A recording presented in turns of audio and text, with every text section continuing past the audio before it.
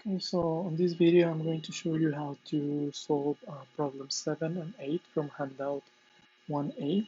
And this has to do with polynomials and polynomial functions, and how to evaluate polynomial functions, how to find the end behavior of the graph of a polynomial.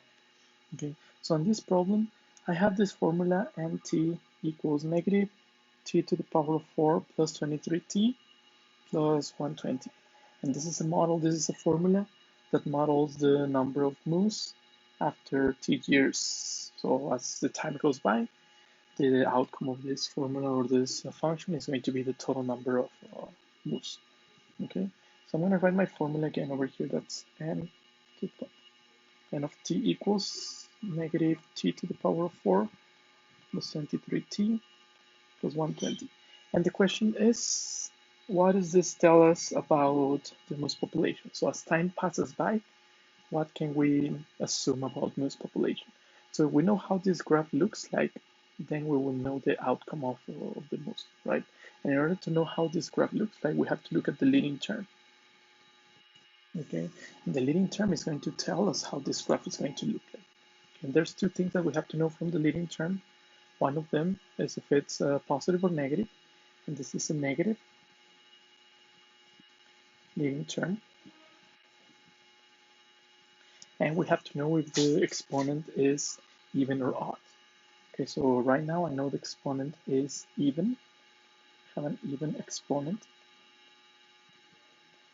And there's 4 different situations for graphs. There's 4 different situations for graphs of polynomials.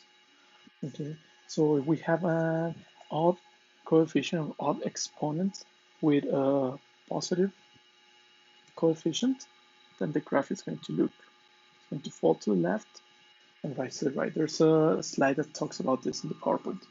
Okay, this is if the exponent is odd and the term is positive. Okay, if the exponent is odd and the term is negative, then the graph is going to be a mirror image. It's going to rise to the left and fall to the right. So this is the behavior, and it depends on the leading term. Okay. The other situation that we can have is an even exponent with positive coefficient, and this graph is going to, I'm going to change colors, this graph is going to look rising to the left and rising to the right. And the last situation, the last combination will be an even exponent with a negative coefficient. And this means the graph is going to go down in the left and down in the right. So this function relates to which of the graphs. So this looks like a negative leading term with an even exponent. So it looks like the graph is going to be like this last graph. So if you go to a graphing calculator and you plug in this equation, it's going to give you a graph that looks more or less like that, really similar to that.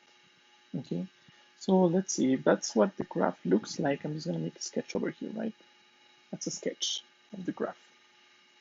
And they say that as time passes by, so this is time, the graph is going to reflect the population of moose.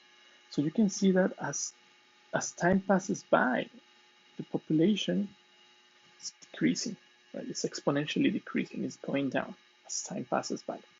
So this means that the population is going to reach 0 at some point, or in the questions it says that the moose are going to die out. And this is because as time passes by, the population decreases all the way to a 0, right? This x-axis over here, this represents time, and this represents, I'm going to call it number of moose, right? So this is the highest number of moose, and as time passes by, it is decreasing to 0. This is for the first question. The next question, it says a rocket is stopped 34 feet from a satellite where it begins accelerating away from the satellite at a constant rate of 18 feet per second, every second per second. Okay, and then they give us a function, or the function of this scheme over here, this situation for the rocket, and we have to find the distance between the rocket and the satellite 10 seconds after the rocket started moving. Okay, So this function, I'm going to write it again.